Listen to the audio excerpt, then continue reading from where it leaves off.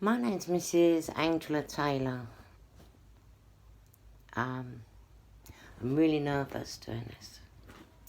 It's not because I have people gang stalking me and trying to kill me. Although the thought of exposure, which is silly because they already know where I am, I'm followed everywhere. I don't even know where to start. Whether it was my ex cheating on me one minute and then trying to kill me the next. Waited till I was in bed with my eyes shut and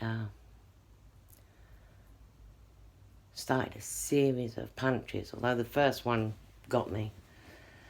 And then tried to choke me while he was punching me. Very, very determined. Hand of God, literally, saved me.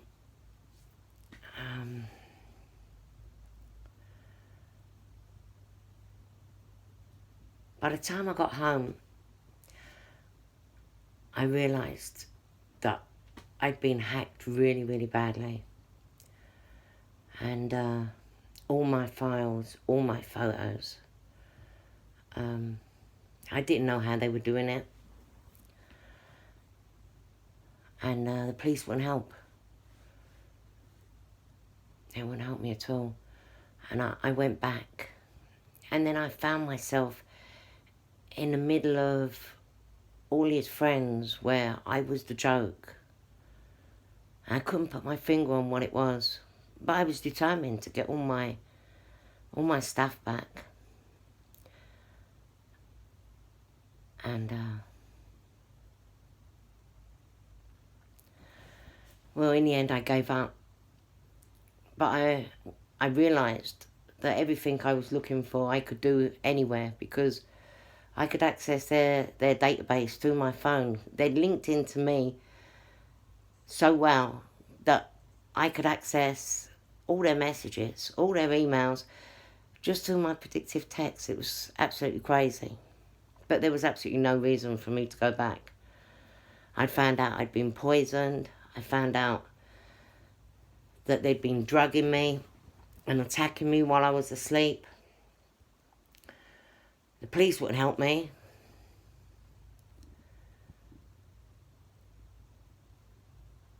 My family wouldn't help me.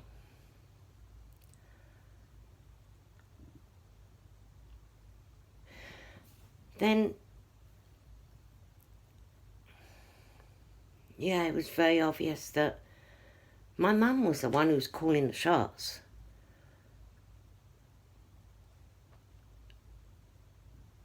And I kept trying to appeal to her to turn this shit round. And I knew there was a lot of money involved. I just didn't know where it had come from. I know that it never got to me. It had been stolen before. I mean, my mail had stopped. My benefits had stopped. I had absolutely no money.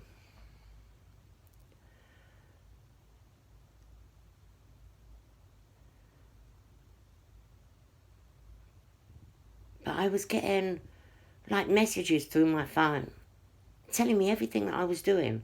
And I realised I had cameras in my house. I had people following me everywhere I went. I had people telling me jokes like, have you seen The Truman Show? I pretended not to know what they was talking about, but obviously I knew I had cameras in my home. And they were telling me basically that I couldn't escape it.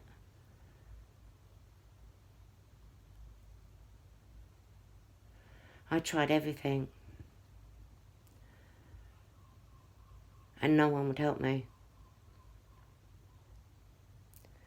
And then I got dragged into hospital where they was accusing me of suffering from delusions. A tribunal released me and said that they couldn't see anything wrong with me at all. that I shouldn't have anything to do with the crisis team, who so desperately wanted to keep in touch with me and feed me drugs.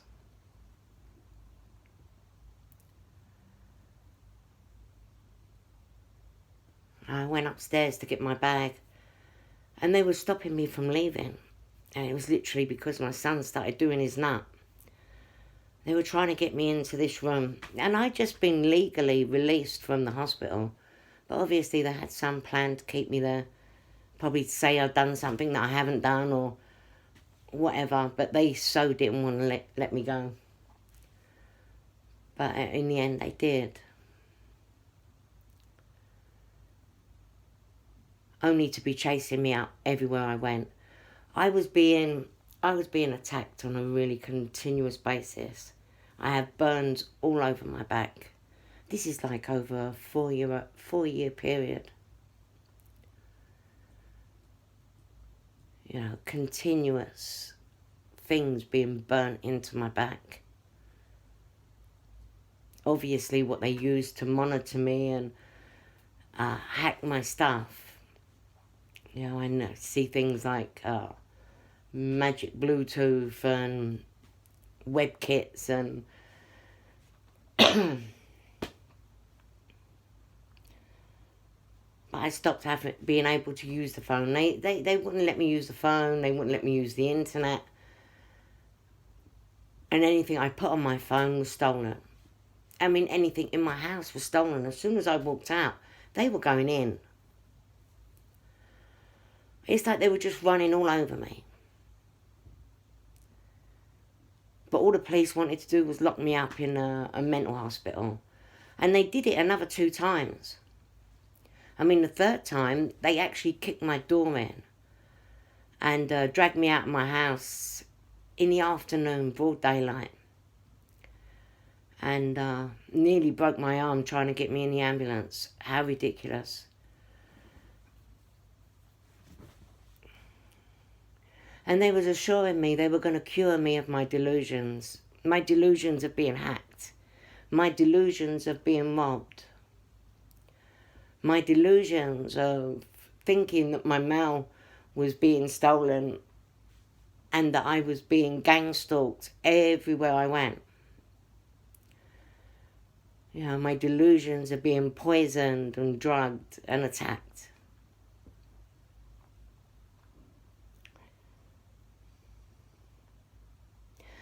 And, you know, in these hospitals, seriously, they were doing it to other people. There was one lady who was so sweet. She was so sweet. She was really gentle and very, very looked after herself so well that, you know, she definitely wasn't harming herself. I couldn't see her having the intention to hurt anybody. She was just so sweet. Very sweet little old lady called Caroline. And I'd been there a little over a week and she hit the floor. And then she spent the next week or so shuffling about, collapsing, mumbling.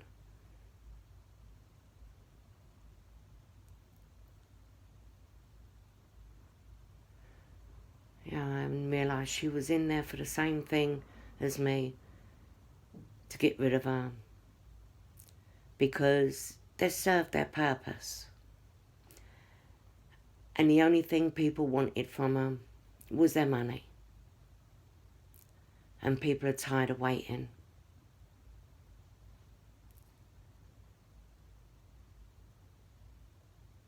And then that brings me back to my nan suddenly rushed to hospital during lockdown. And I went to see her in Whittington Hospital, where she's being pumped full of morphine and paracetamol at massive rates. All her stats weren't up, her blood pressure, respiration, nothing. And it's so obvious that's got to be illegal, giving her that kind of medication. Anyway, she died. She died.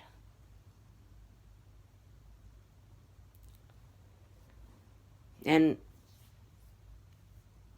I know the hospital very much helped her die. And I very much knew that my uncle and his wife were the only persons that could have done this to her. Yeah, she was an old girl, obviously. I am an old girl. But she was fit. She walked everywhere.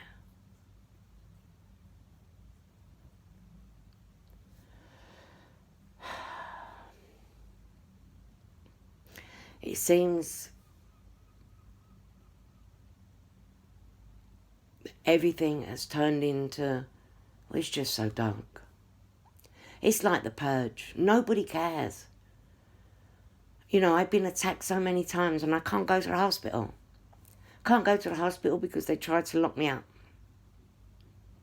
Nobody's interested in, stitching up my neck that was wide open, gashed. My back, burns, stitches. I've got actual stitches in my back. And pins, pinning things into my back because I keep pulling these things out.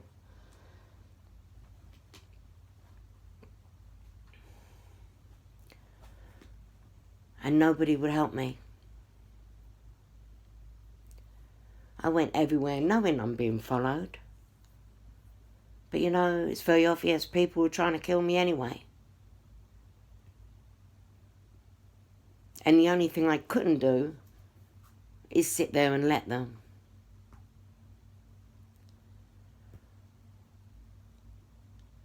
And it's very hard, actually, to fight something and not cause any kind of disturbance because they're just waiting for something, just a reason to grab me and then it's bye-bye, Angela, no one sees you again.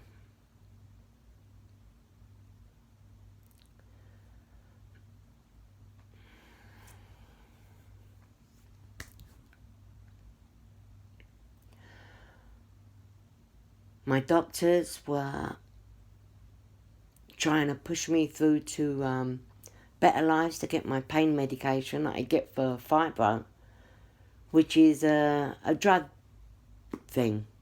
They wanted me on that list, probably because it comes under the mental health, and that's where they wanted me. I changed my doctors.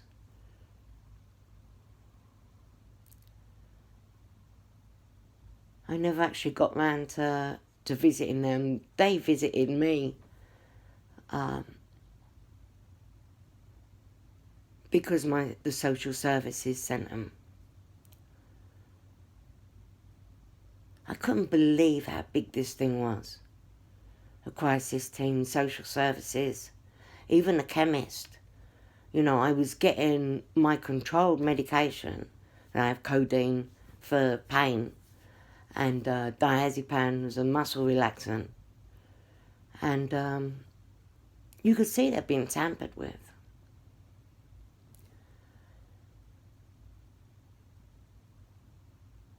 I couldn't go to the dentist, the optician.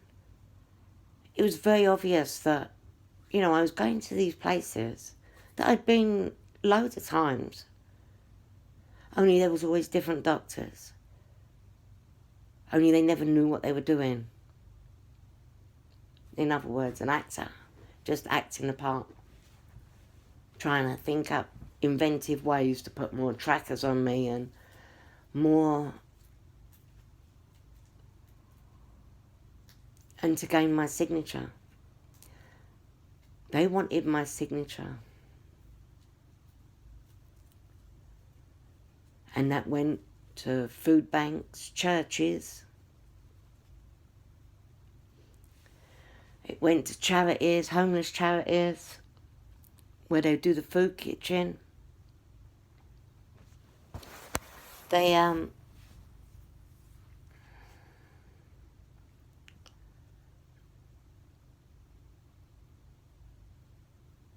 it was everything.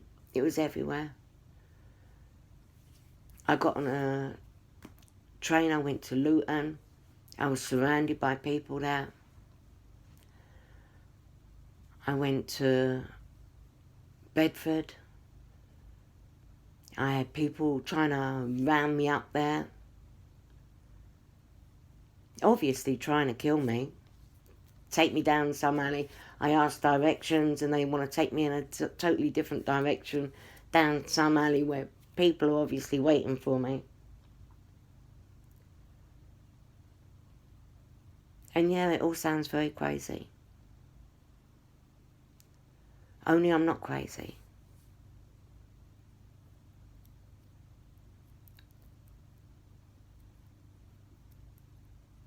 And actually, thinking about it, it wasn't just the last 4 or 5 years. The stress with the police and being attacked by the police, or the lack of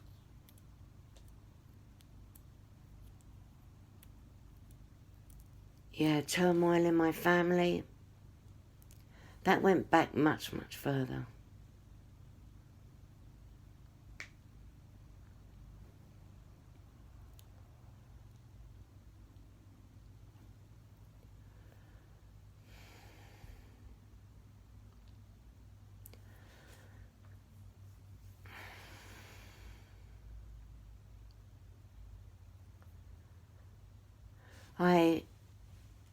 My friend and neighbour, she, I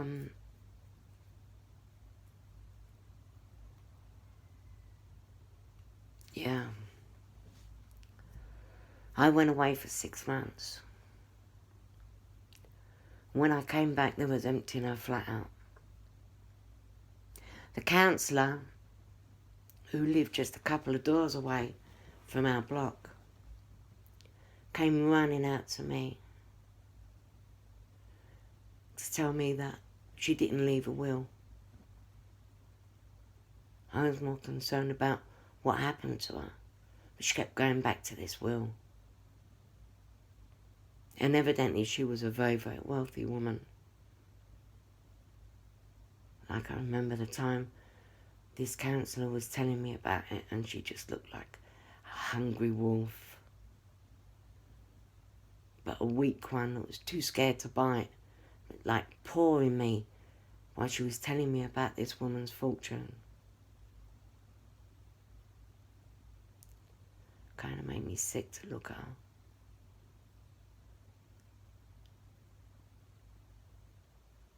She told me that her fortune went to the council because she didn't leave a will. I didn't believe her. This woman didn't speak to me for any reason. For her to come rushing out to me. Oh, and she made it to Mayor of Islington that year.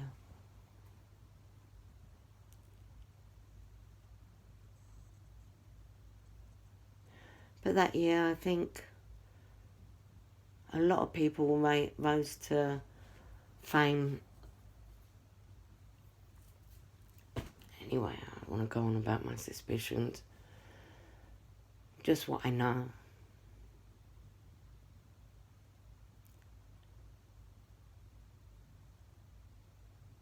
And, you know, since this has been happening to me, I found out that it's been happening to other people as well, where they've had their inheritances stolen before it got to them.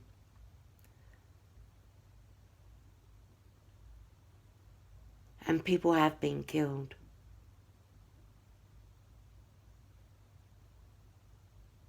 It's like everywhere I was going for the last 4 years, people were mysteriously going missing or being found dead. So when I say nobody try to help me.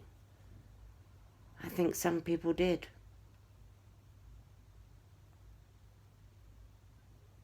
I just don't think that they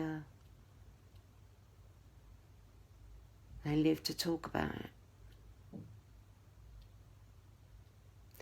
Maybe they didn't know that they were being monitored on their phones, and that every conversation I had, they were listening to.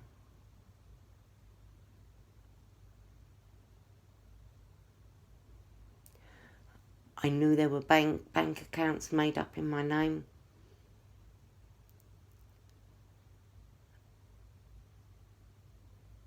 And the bank were laughing at me. I shut my online banking down 3 times. And 3 times it miraculously switched itself on.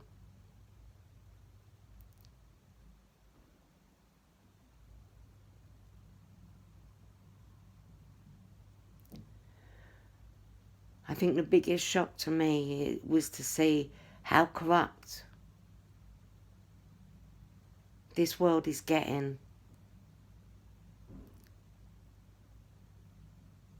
And for the love of money, people had to totally disregard people's lives, livelihoods. My family's been ripped apart. And a lot of my family members were involved in it.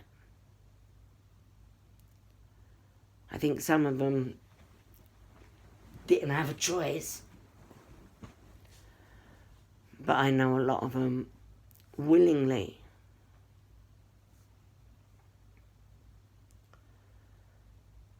And they didn't care that there was cameras in my home, in my bathroom, in my bedroom.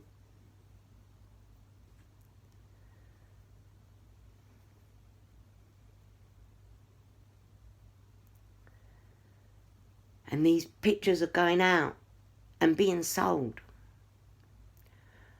It's the business involved in this. And I don't believe that they don't know it's illegal. Everybody was cashing in. Everybody had a financial stake in me. And my life meant nothing.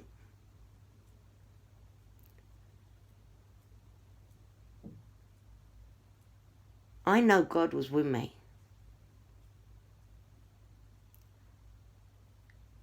He literally has walked me through so many attempts on my life. Through so many attacks. I mean, literally being smashed to pieces and left for dead. And no hospital would help me. No one. No one. Police wouldn't even take a report. I couldn't even get a crime reference number.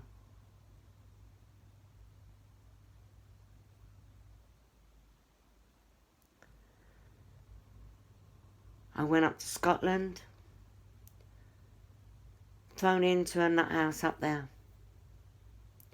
The hotels that I've had to... I mean, I was completely homeless. When I had no money, I couldn't afford a hotel. But I've been staying at hotels, and the hotels have been giving my enemies access to me. I mean, just last week, I've had a new lock burnt into my back. And it is burning. I don't know if you can see it.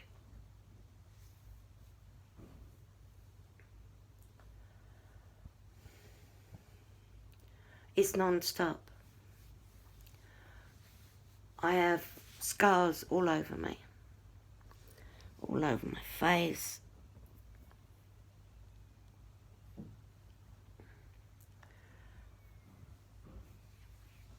My back is so bad.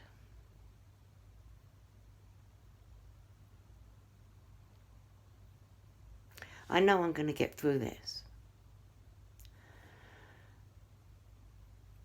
And I know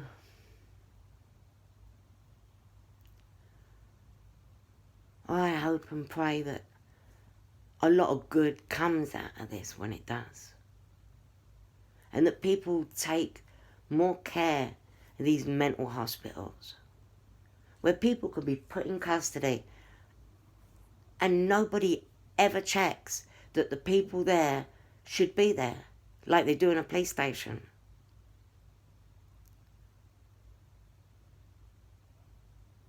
You can keep somebody locked up in these mental hospitals and nobody ever knows.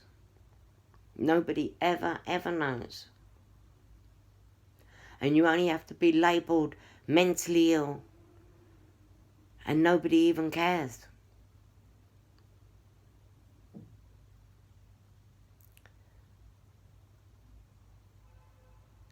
Nobody even cares. Our great national health, our wonderful police force, best in the world, we're told continuously. Human trafficking.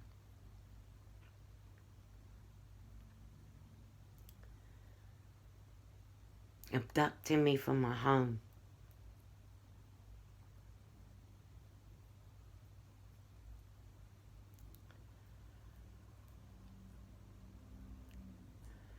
Illegal human drug trials.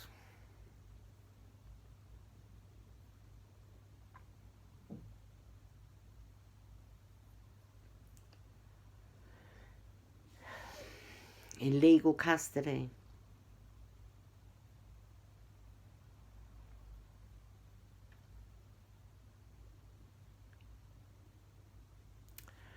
Yeah. Very dark. Very dark world.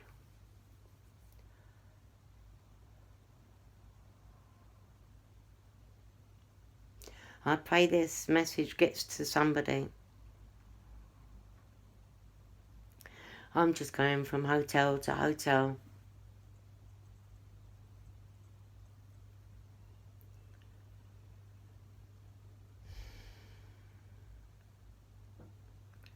Can't really stay in one place for too long because it doesn't take them long to surround me.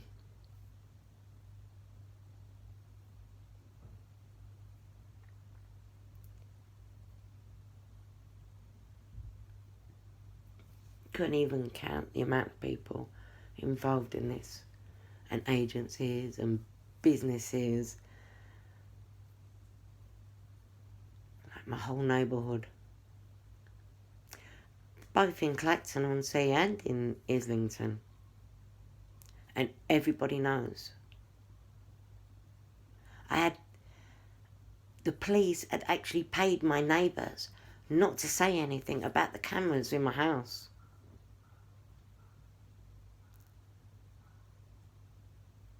And a couple of weeks later, from actually talking to the ones downstairs, luxury blinds she was having fitted by professionals. I was like, you couldn't make it any more obvious. But it didn't matter because everybody knew. I was being attacked openly. Nobody cared.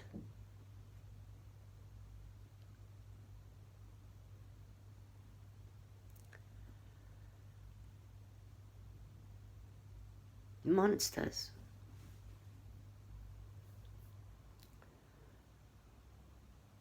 I found out there'd been... This had been investigated for years and kept being taken to court. And I was getting messages over my phone saying, we paid the judge. And laughing. And saying they're going to lie. You're going to tell the truth. But we're not going to tell the truth. And like laughing. They had this so locked down.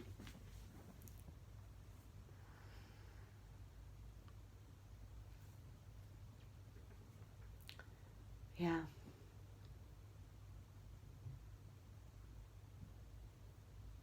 They really were for a while untouchable.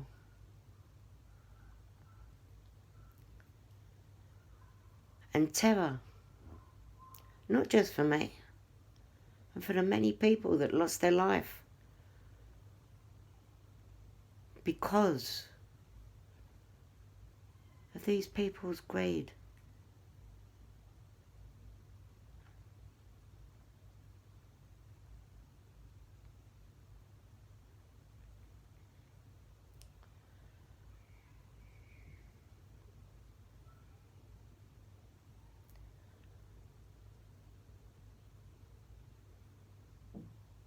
People are frightened. Frightened to do the right thing. Yeah.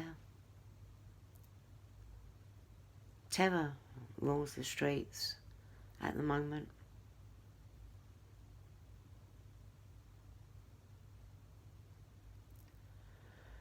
Right. Make no mistake. This has been a 4-year, nearly 5-year long purge.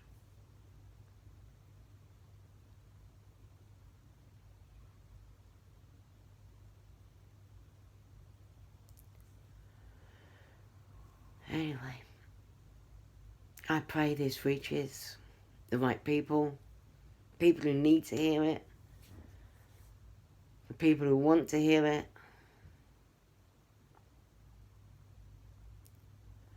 And if you're going through it yourself, just know you're not alone.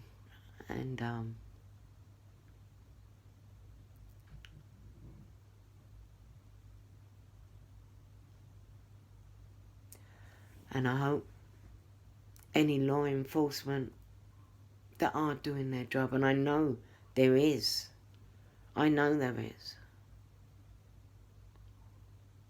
that they use this in any way they see fit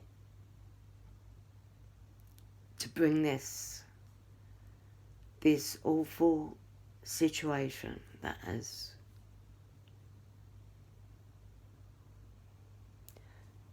darkened so many people's lives and bring it to an end.